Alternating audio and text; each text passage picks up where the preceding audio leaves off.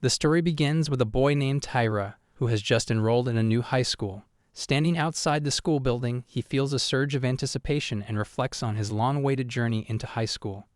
For him, junior high school had been an uneventful period, lacking excitement or memorable experiences. He hopes this new chapter will be different, bringing a sense of purpose and allowing him to start fresh. As he steps inside, his eyes are drawn to a seating chart posted on the wall. Curious, he scans it to find his name and discovers that he's assigned to sit next to a girl named Fury Yuko. Though he's always been shy, he imagines himself confidently interacting with her. However, when he enters the classroom and spots her, he instantly feels nervous. She stands out with her rough blonde hair and strong features, giving off an intense aura. Gathering his courage, he approaches her, greeting her and mentioning that they'll be seated together. But she only gives him a sharp, unwelcoming glare, leaving him feeling awkward and unsure of himself. Silently, he takes his seat beside her, trying to compose himself. As the class settles, the teacher calls on each student for self-introductions.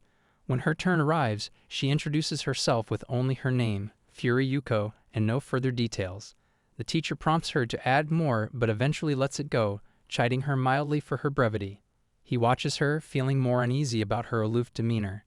She seems to carry an air of mystery and toughness that he finds intimidating. Soon, his name is called, and he nervously introduces himself, sharing his enjoyment of reading and expressing his hope to get along with his classmates.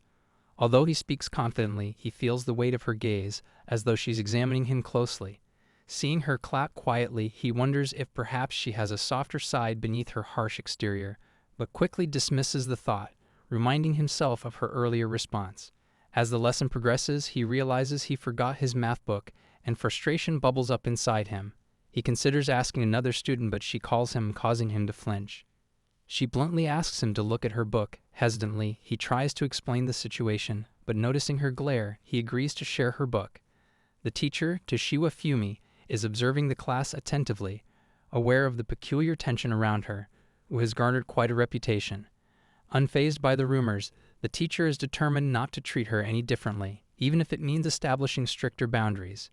As they lean in to study together, their hands accidentally brush against each other. He quickly pulls his hand back and apologizes, feeling flustered. However, she responds by pulling her hand away and resumes reading, her face slightly blushing. The teacher decides to impose a pop quiz and instructs everyone to sit far from their neighbors, signaling her intention to prevent any misconduct. He's still reeling from his brief interaction with her, follows the teacher's orders by moving his desk away and thanks her for sharing her textbook earlier. She then mentions that she has forgotten her textbook for the next class. She casually asks if he has his, surprising him. In his nervousness, he fumbles with his words, but she dismisses his response nonchalantly. She questions which class is next, and he mentions that the next class is classical Japanese. She comments with disinterest, hinting that she might sleep through it. Surprised by her casual attitude, he wonders if shouldn't she know what class is next if she doesn't have the book. The class begins, and as they read, she unexpectedly turns to him with a question, asking about the meaning of the word sakashiki. He explains that it means wise, feeling slightly pleased to assist her. She then asks what a particular word means in its context. He explains that the word carries multiple meanings such as dependable, insolent, and others depending on its usage. She pauses, seemingly intrigued by the notion of a single word holding such diverse interpretations, and tells him that this word might suit him as well depending on how one looks at him. Hearing this, he is taken aback. He is uncertain if she is complimenting him or implying he's insolent, and the ambiguity leaves him, feeling slightly self-conscious. As their conversation continues, she yawns, remarking that she's still feeling sleepy and asking if he has any advice on staying awake. He thinks about his own methods, mentioning that he likes to keep his mind active by counting things. Meanwhile, she closes her eyes and counts things she likes. She visualizes counting things that make her happy, picturing 1 kitten, 2 kittens, 1 Tyra, and 2 Tyres. Suddenly, snapping back to reality, she opens her eyes with an irritated expression and accuses him of trying to mess with her, grabbing his tie in an unexpected outburst. He, frozen with surprise, is at a loss for words as she releases him and promptly returns to her seat, soon dozing off entirely. As he looks over, he notices her leaning on him in her sleep, and a wave of panic rises within him. The closeness feels overwhelming, and he's uncertain whether he should wake her up or let her rest, his mind racing with indecision. Before long, she stirs awake and notices a small scrape on her leg. He, concerned, asks if she's injured, and she responds nonchalantly that the wound occurred the previous day. He, interpreting her calm reaction, wonders if she'd been in a fight, guessing from her tough demeanor. In her mind, she recalls the previous day when her younger brother had insisted she play with him, and she had jokingly told him to be careful if he didn't want to get hurt. When he started hitting her playfully, she tried to fend him off, urging him to stop. Later, when she finally arrived home and lay on her bed, she spends time looking up romance techniques on her phone, trying to understand how people express affection. Her younger brother, lying on her belly while she continues her search, notices her on her phone and asks what she's doing. She answers studying. In his typical blunt way, he accuses her of lying, insisting she tell the truth. She felt that most of what she found would be too embarrassing to try, yet she couldn't help but scroll through, wondering if any of it would help her connect better with others. She silently hoped to find something simpler, something she might actually consider trying in her interactions. The next day he arrives early and greets her with a cheerful good morning. She looks at him with an unusual expression. In response, he offers her an apology. He, unsure of her mood, assumes she may be angry with him for some reason and wonders if he might have said something inappropriate. Avoiding eye contact, he questions himself, uncertain if a compliment might improve the situation or if direct attention would only make her seem more intimidating. As she observes his reaction, she remembers a suggestion she read the previous day, claiming a warm smile could make someone fall in love, and feels oddly pleased with her attempts. Reflecting on her quiet day, she returns home. Her siblings immediately greet her as she walks through the door, and she affectionately hugs them, asking how they are and if their mother is home.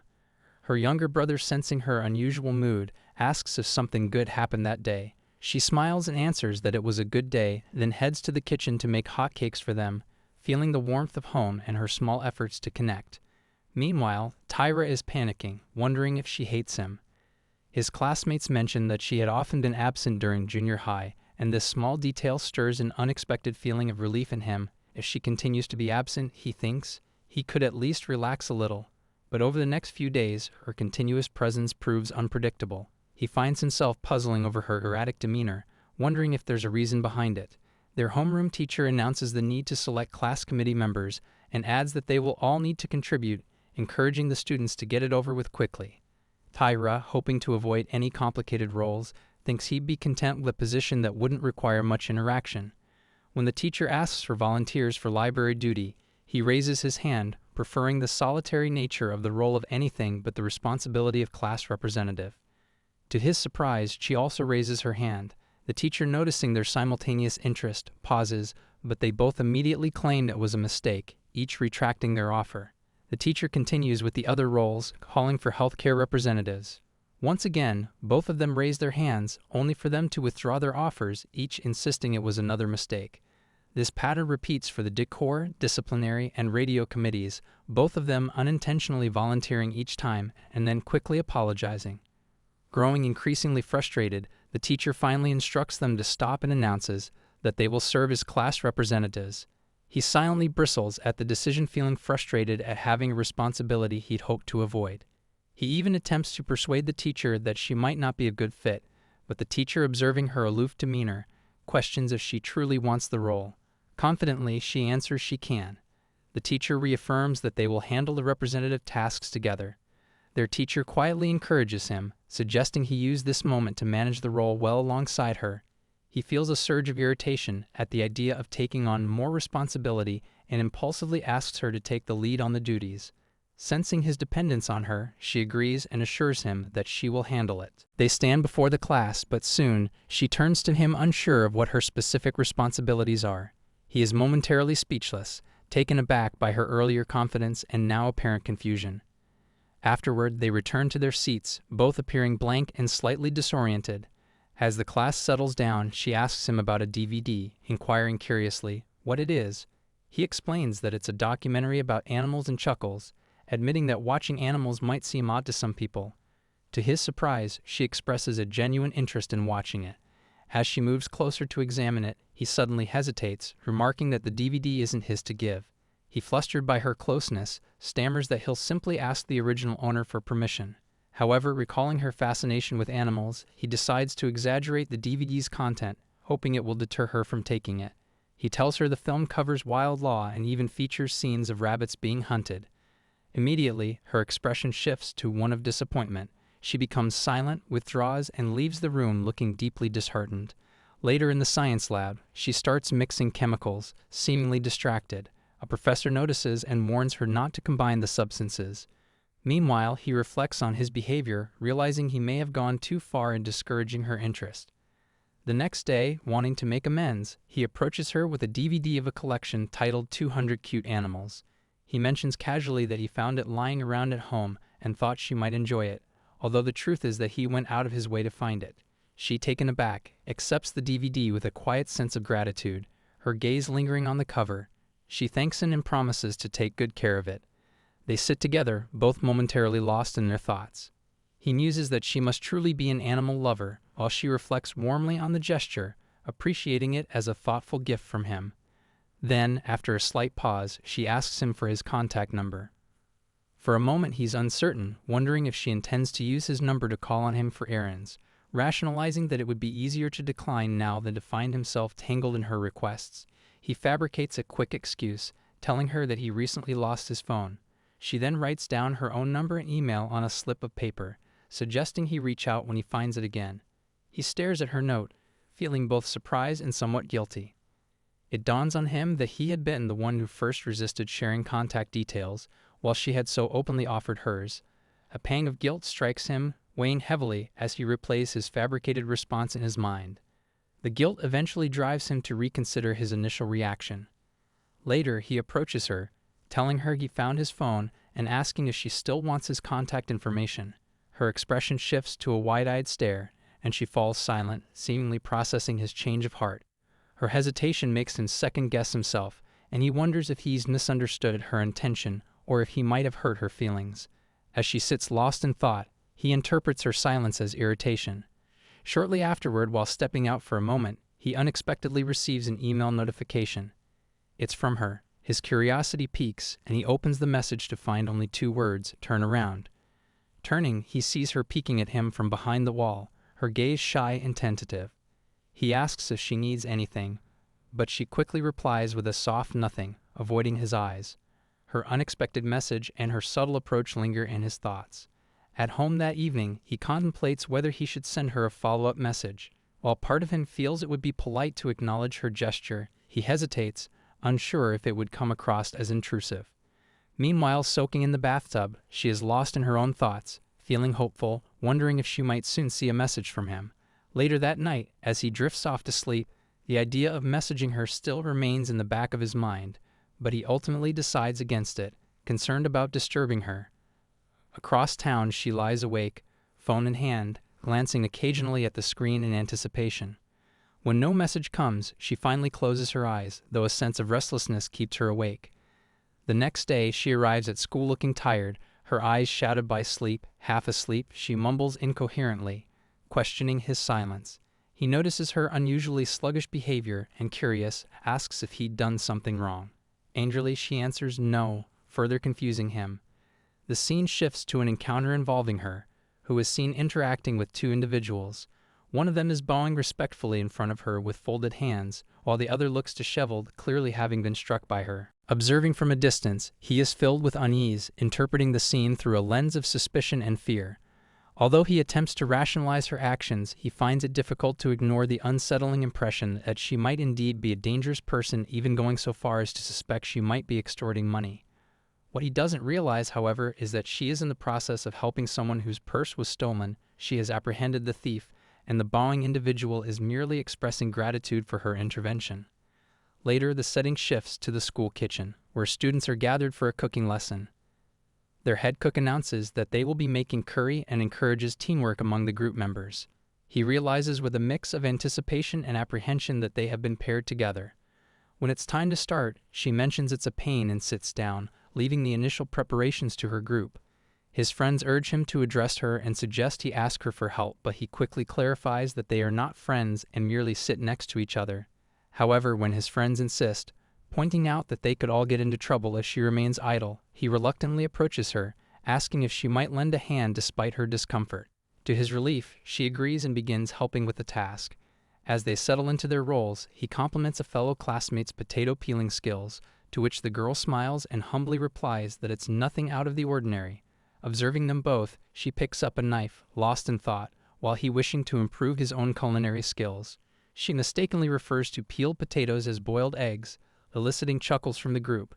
One classmate gently corrects her. Meanwhile, he is busy chopping vegetables, but his uneven cuts contrast her smooth, methodical peeling. A friend jokingly remarks that modern men who cannot cook are less popular, a comment that unsettles him, striking a sensitive chord.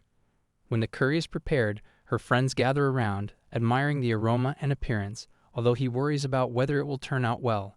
Embarrassed by his lack of skill, he awkwardly apologizes to her for his poorly chopped vegetables. The scene then shifts back to the classroom, where a couple is openly flirting.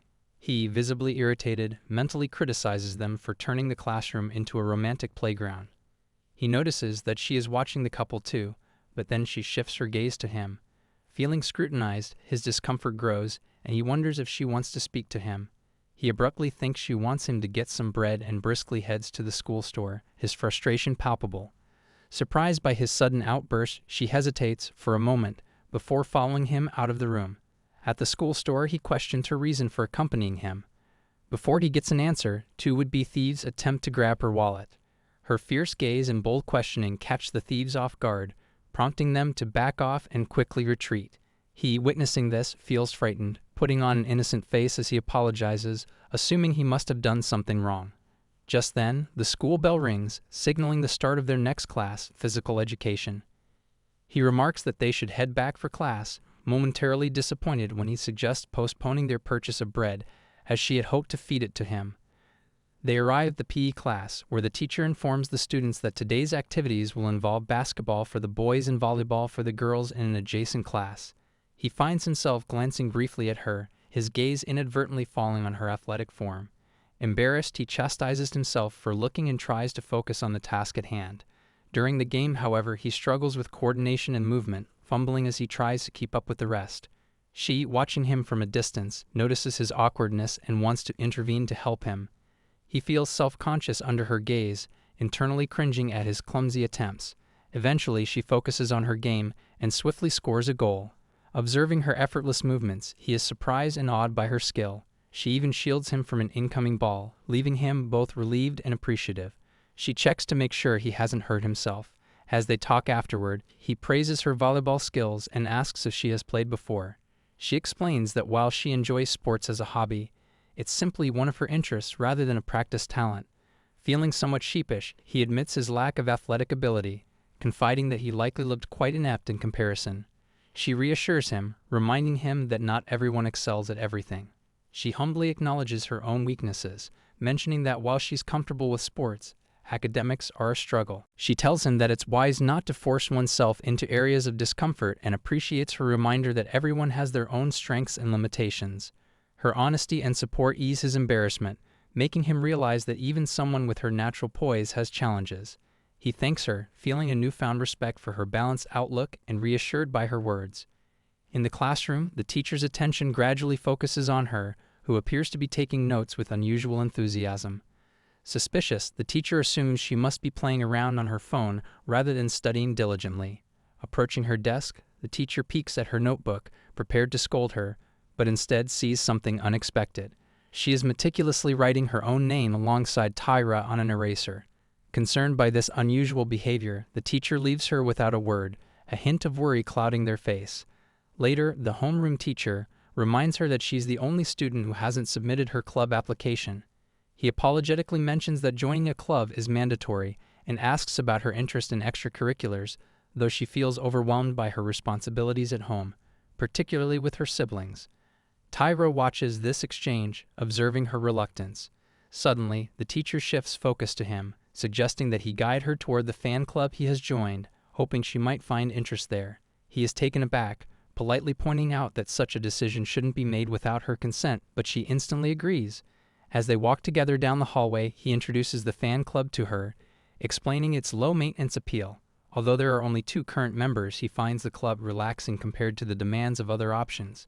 His casual approach piques her interest, and she listens attentively as he describes the other member, a serious but amicable addition who joined this year. When she inquires if they know each other from junior high, he clarifies that they met in high school solely through their shared choice of the same club. As they make their way to the club room, they stop in front of a door marked with Manga Anime Fan Club. Her eyes widen slightly with surprise. She turns to him, hesitantly asking if this is one of those otaku things, and notes that though she isn't familiar with it, she's heard that such clubs can be unusual. He's slightly flustered, raises his voice defensively, explaining that this club is different. He assures her that there's no judgment here, she can read any manga she likes. Standing close to him, she feels a slight shyness at their proximity. Just then, the club president, Okuda Tako, strides into the room, radiating an air of serious intensity. He sharply orders them to quit their nonsense and tomfoolery, declaring that it's time for figurine appreciation and asking for peace in the room. She, taken aback, stands there speechless, absorbing his fervor. Curious, Okuda whispers about her presence, questioning why this blonde-haired girl is here. He quickly introduces her, explaining that she's considering joining the club. However, Okuda appears unimpressed and wary.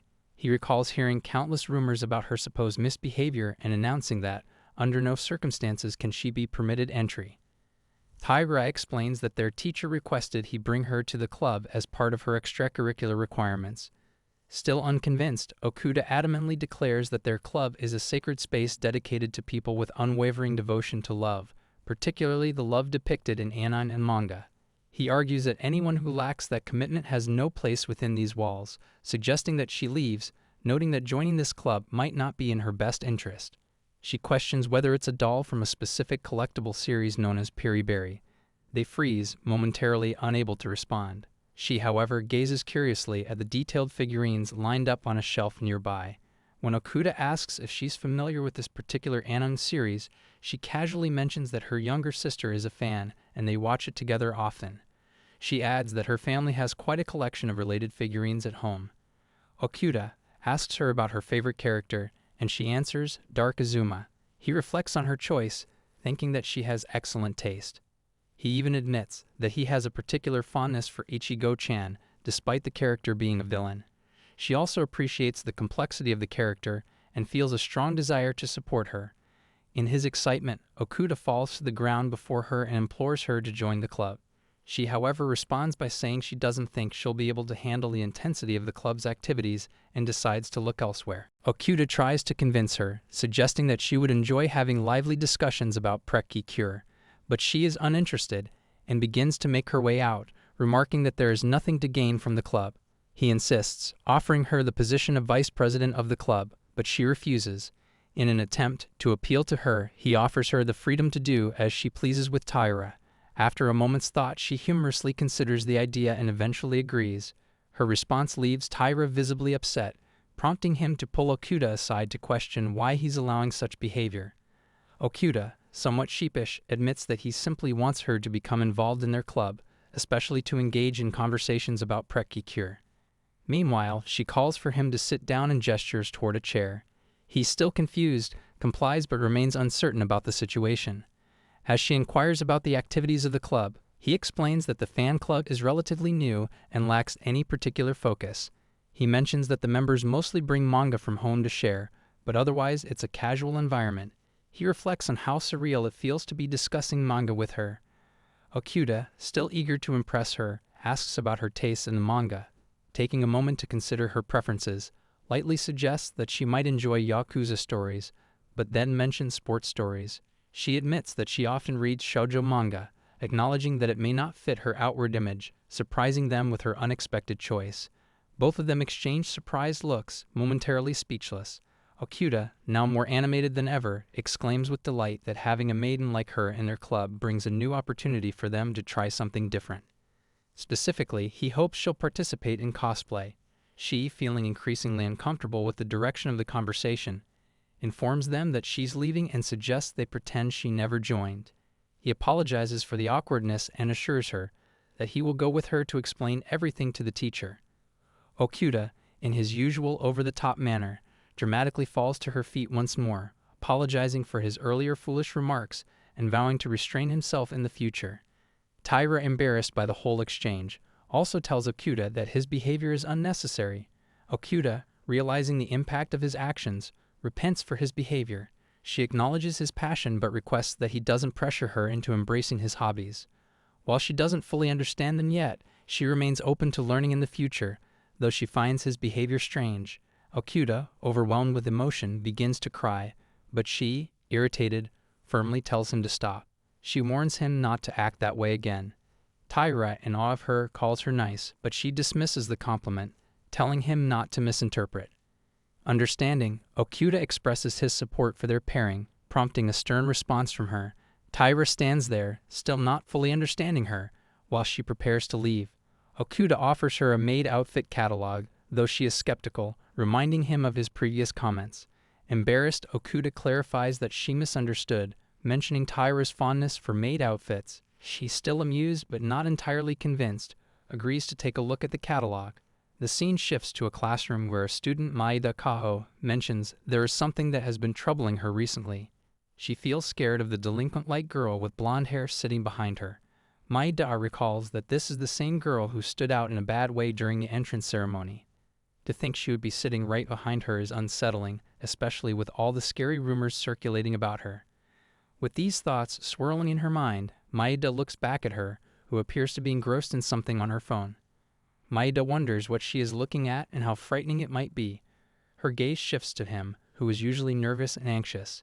She thinks that he is generally uneasy around her, though she has occasionally seen them hanging around together. Seeing all of this troubles her deeply. She muses about how much she must be tormenting him. Perhaps she has found his weakness and forced him to become her servant.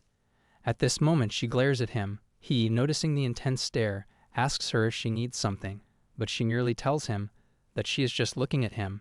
Maeda resolves to do her best to avoid getting involved with her or anyone connected to her. Meanwhile, she accidentally steps on her razor while walking. Maeda becomes very frightened, but Yuko quickly takes responsibility, saying that she made it dirty and that it is entirely her fault. Maeda, startled, insists that she was the one who knocked it over. Yuko then offers to swap erasers, explaining that hers is practically new since she hasn't used it much. She gives the girl the eraser, apologizing and stating that she is the one who should be sorry.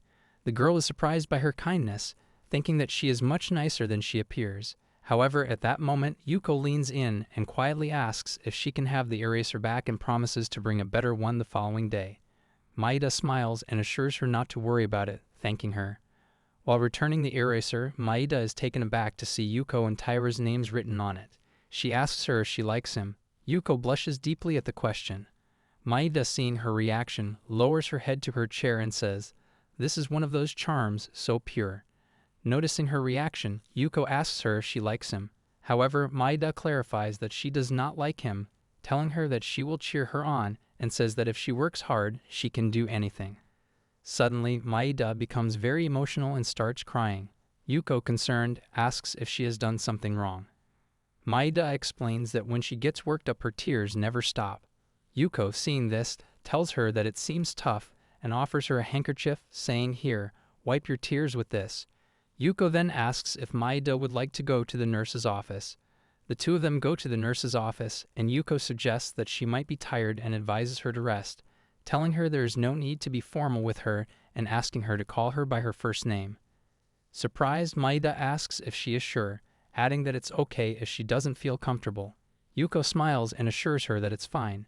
Meanwhile, Maeda calls her name, and seeing her response, she is overwhelmed. The next day, Maeda returns to class and tells Yuko that she is feeling better. Yuko asks if she is truly feeling okay, and she replies with thanks. Maeda thinks that while she may seem a bit intimidating at first, she is actually a good person.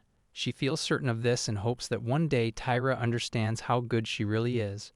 Observing the interaction, Taira notes how quickly they became friendly and wonders if both of them are delinquent friends. The scene shifts outside, where it is raining heavily. Taira realizes that he has forgotten his umbrella and comments on the weather. His friend Nakatomo invites him to walk together. Meanwhile, Yuko arrives and calls out his name.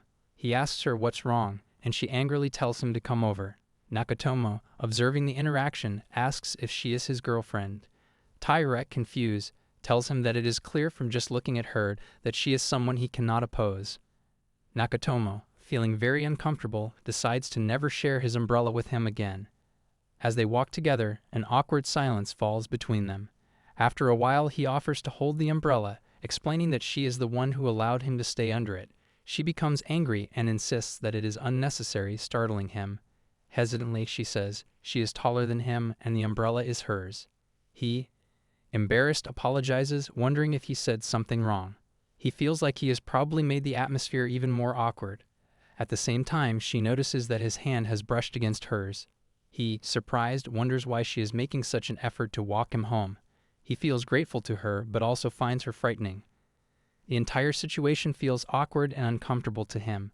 As they continue walking, he decides to walk as far as he can from her, but notices that she is getting wet from the side. He moves closer to her. When they reach his house, he tells her to wait a moment, offering her a towel and explaining that she got wet because of him.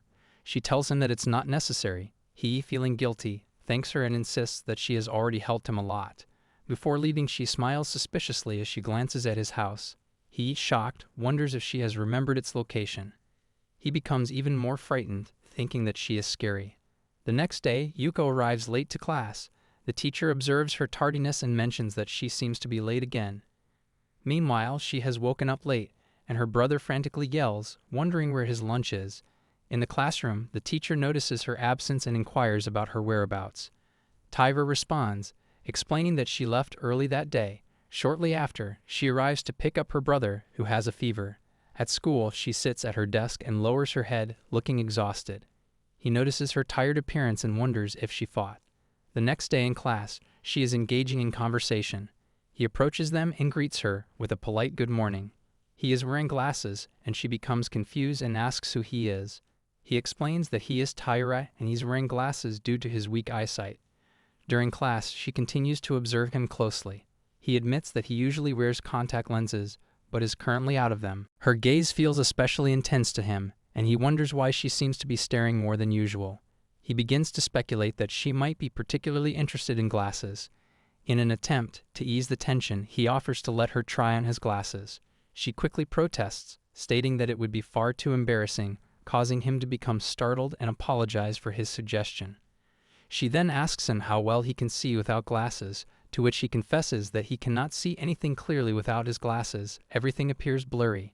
She realizes that this means he cannot even see her face properly at the moment.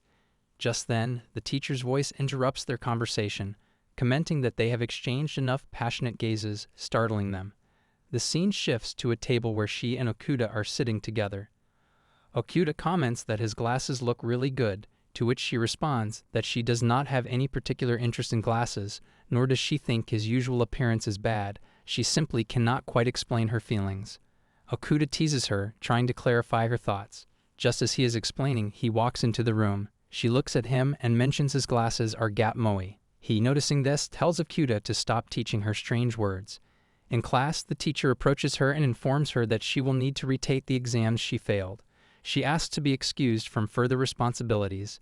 The teacher denies this and comments that it would be beneficial if someone could assist her with her studies. Irritated, Tyra glances at the teacher and thinks to himself that their homeroom teacher, Yoshino-sensei, seems intent on getting them to grow closer for some unknown reason. The teacher mentions the class representative, who consistently earns top grades and receives constant praise from the teachers. The teacher looks at him and compliments him on his efforts, calling him Mr. Class Representative, which makes him blush slightly. After a brief moment, he agrees to help her, reminding himself that, as the class representative, he should fulfill his duties. Later, they meet in the classroom, where she apologizes to him for making him stay late. He reassures her, telling her not to worry, as he at least has the opportunity to review. He begins by instructing her to try solving some problems, and she works diligently on them. As she solves the questions, he cannot help but watch her in amazement, reflecting that he has never had the chance to focus on her in such a way before. While working through the problems, she expresses her frustration when she cannot understand one of the questions, startling him. Later, she passes the test. She is delighted with her success and expresses surprise at her own progress. He, equally surprised, congratulates her on passing. She thanks him, crediting her success to his help, but he humbly tells her it was her own hard work that led to her achievement. She beams with happiness, proud of her accomplishment. However, he notices something on the back of her paper and points it out. He flips the paper and notices that it's a cat. He comments, "It's cute." She becomes embarrassed, quickly snatching the paper from his hands and scolding him for his comment, wondering if this was the reason for his earlier remarks. The scene shifts back to the classroom, where they sit in their respective seats.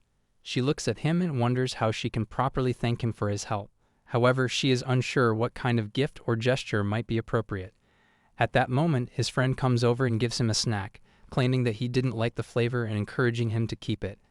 After his friend leaves, she thanks his friend for the snack idea, and then she immediately heads to the supermarket, determined to buy a full set of snacks to give him as a token of her gratitude. The shopkeeper notices that she has been contemplating for the past 20 minutes whether to buy the entire set. She finally decides to purchase the full set and place it in her bag. In the classroom, she feels increasingly nervous about how to give the gift to him. When the moment to hand it over to him is near, she grows tense, unsure of what to say. She struggles with her thoughts, wondering if merely saying thanks feels too awkward. She becomes flustered, and he, watching her from a distance, notices that she seems to be in a particularly bad mood today and wonders if he should leave her alone.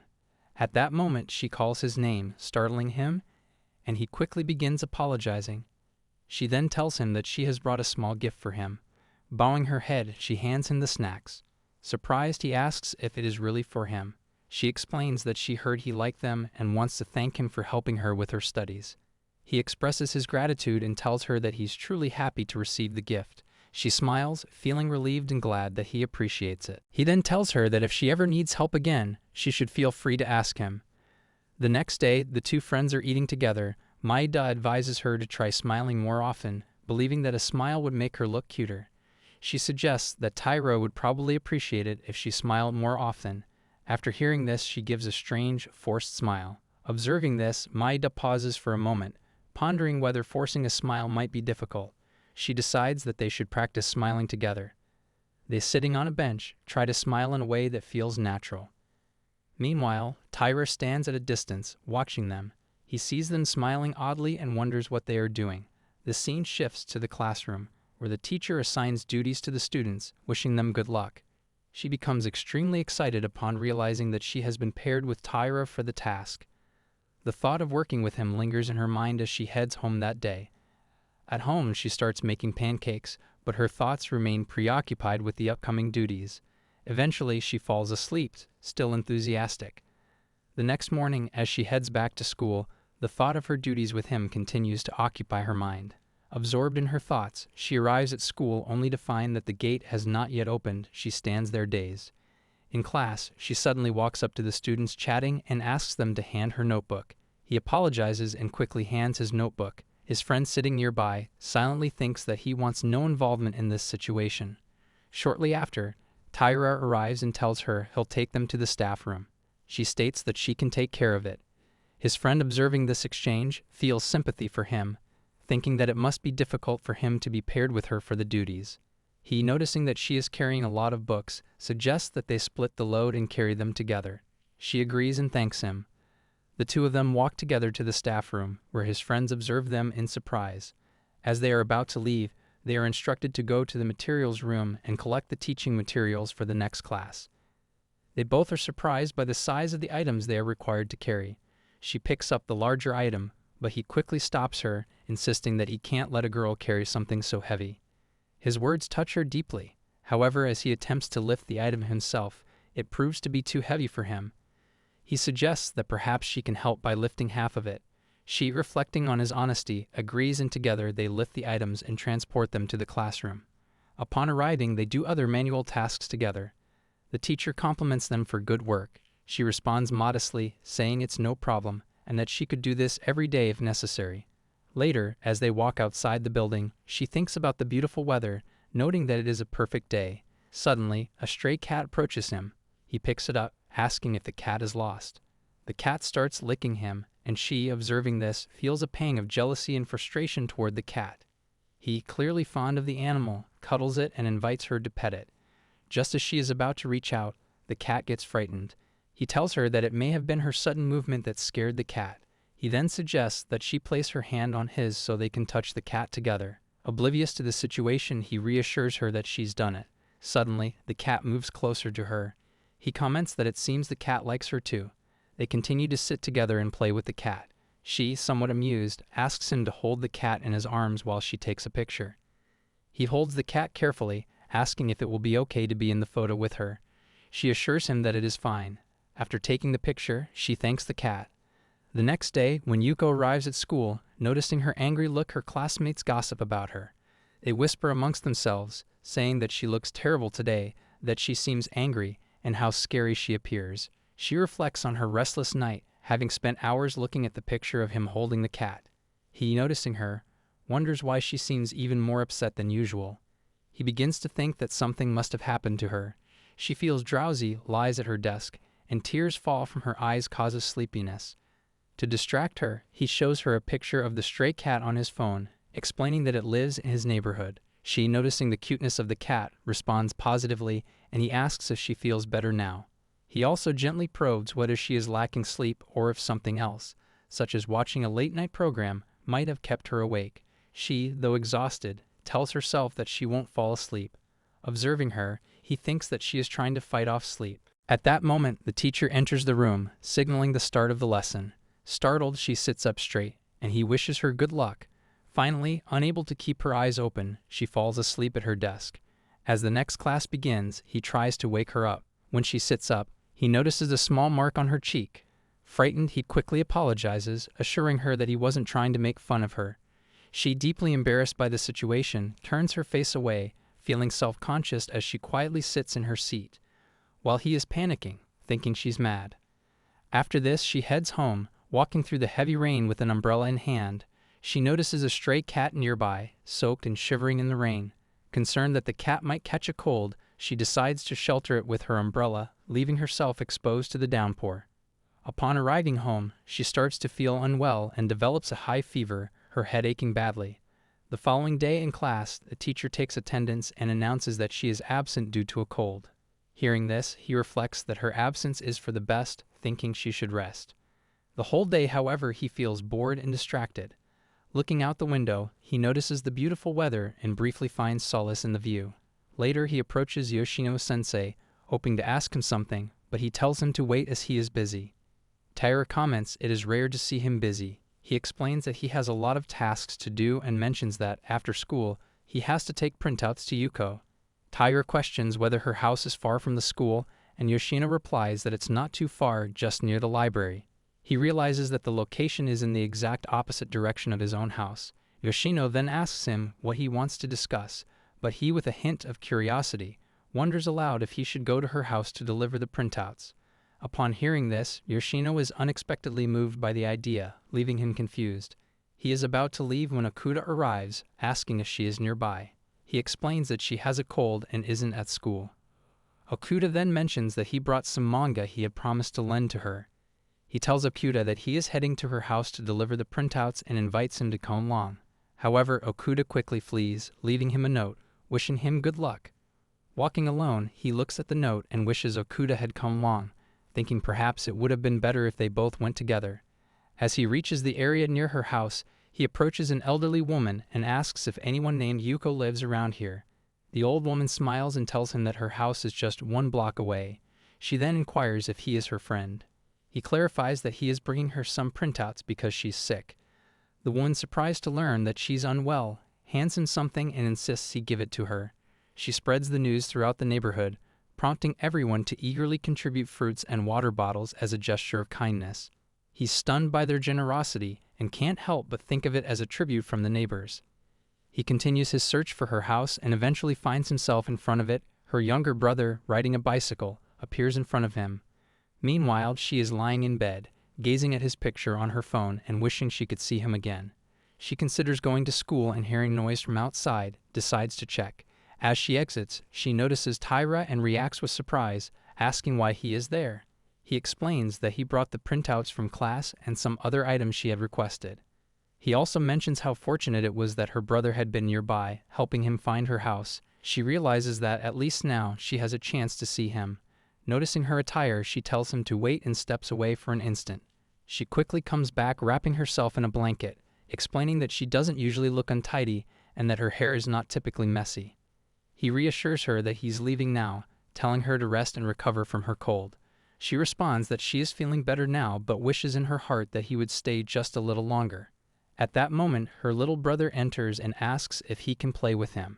Somewhat shyly, she asks if he wouldn't mind playing with her brother for a little while. He, smiling, agrees to play for a bit. He joins her brother, who excitedly tells him to be his horse. He lifts the boy and sits him on his back while she watches the scene.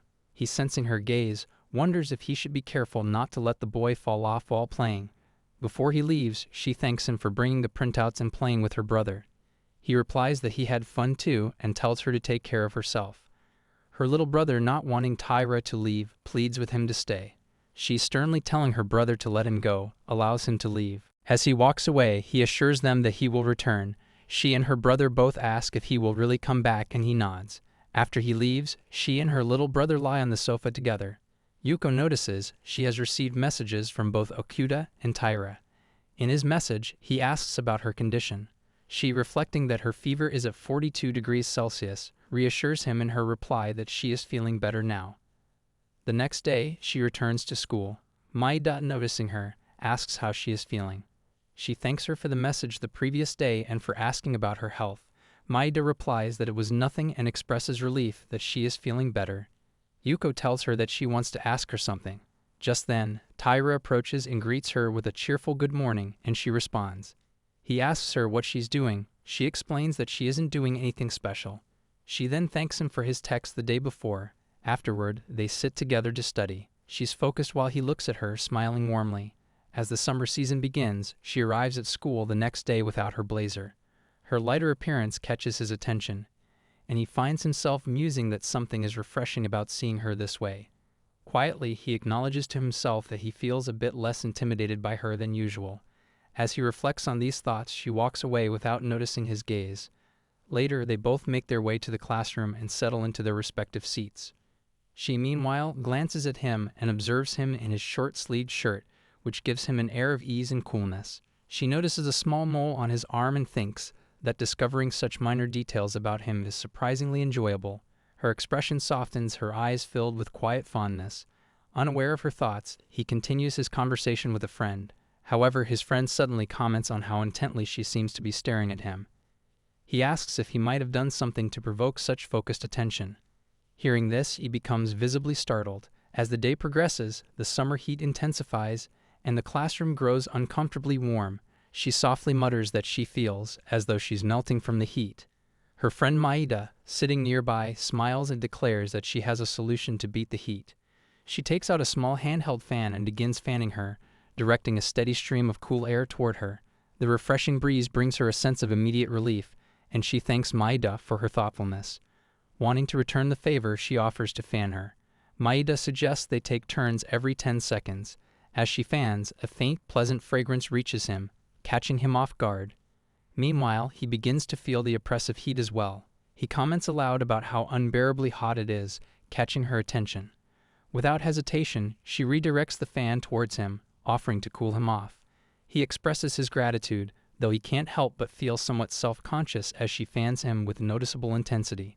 As he watches her focused expression, he wonders briefly if he might be sweating a lot due to the heat and is giving off an unpleasant smell, given her usual stern demeanor. Feeling embarrassed by the situation, he apologizes. However, she dismisses his concerns with a calm and reassuring demeanor, indicating that he doesn't need to mention such things. The next day, she arrives in class with a bandage over one eye, drawing curious whispers about a possible fight. Maida, concerned, asks what happened. Yuko reassures her it's just a minor wound, though Maida remains unconvinced, sensing her discomfort. Privately, Yuko reflects on how seeing Tyro with one eye feels more challenging. The bandage stays for 3 days. Meanwhile, Toshiwa Fumi, a newly appointed club inspector, is tasked with evaluating their group. Nervous and overwhelmed by the responsibility, she confesses her apprehension about the role but feels unprepared. Another teacher reassures her, explaining that their club is small and the inspection is more of a formality than a rigorous evaluation. Somewhat relieved, she admits that she is curious about the dynamics of the club and its members. She hopes it is not just a group of individuals pretending to share interests.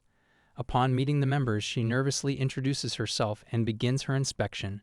She asks Yuko if her love for manga motivated her to join the club. She responds that she enjoys it as much as anyone else, but as she glances at him, she cryptically adds that there is another reason for her decision. Toshiwa picks up on her implication and becomes visibly flustered.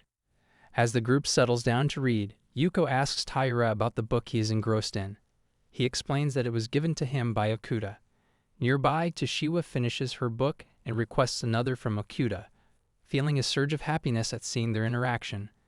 The afternoon continues pleasantly, and Toshiwa eventually takes her leave, expressing gratitude for the fulfilling time she spent with them. She assures them she will visit periodically and offers her help whenever needed. The members appreciate her enthusiasm and feel fortunate to have her as their advisor, remarking that her presence brings a sense of legitimacy to the club. Before leaving, Toshiwa eavesdrops on their conversation. Yuko comments she likes her as she gives off good vibes, declaring her to be endearing and comparing her to an affectionate dog. Toshiwa reacts with surprise but quickly warms up to them. Later, during their elective art class, the students head outside to draw from nature. Taira wanders around, searching for inspiration, and eventually spots a tree with a rhinoceros beetle perched on its trunk. Intrigued, he sits under the tree and decides to draw the beetle. Meanwhile, Yuko searches for him and finds him sketching under the tree. Curious, she asks what he is working on, and he explains that he plans to draw the rhinoceros beetle. At the mention of the beetle, she visibly recoils and screams in fright.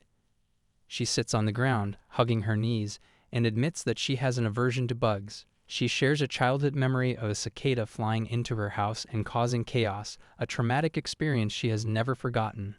In turn, she asks him how he feels about insects. He responds nonchalantly, explaining that he does not have strong feelings about them, but he finds rhinoceros beetles particularly fascinating and somewhat endearing.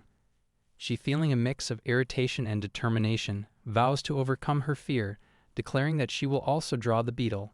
He advises her not to push herself unnecessarily, but she insists, resolute in her decision not to lose to a mere insect. The two sit together and attempt to capture the beetle in their sketches. He encourages her to interpret nature creatively rather than replicate it from him, but she finds his suggestion frustrating. As she stares at the beetle, she questions whether it is even alive since it remains so still. He explains that rhinoceros beetles are nocturnal and are typically less active during the day. Gaining some confidence, she approaches the tree and observes the beetle up close, declaring that she might not have an issue with bugs if they are always this calm. However, just as she grows comfortable, the beetle suddenly takes flight, startling her and causing her to scream. Later, back in class, she rests her head on her desk, visibly dejected. Maida approaches and asks how the art class went. She responds that she lost to a rhino beetle. Watching her uncharacteristically vulnerable state, he reflects on how rare it is to see her so genuinely frightened.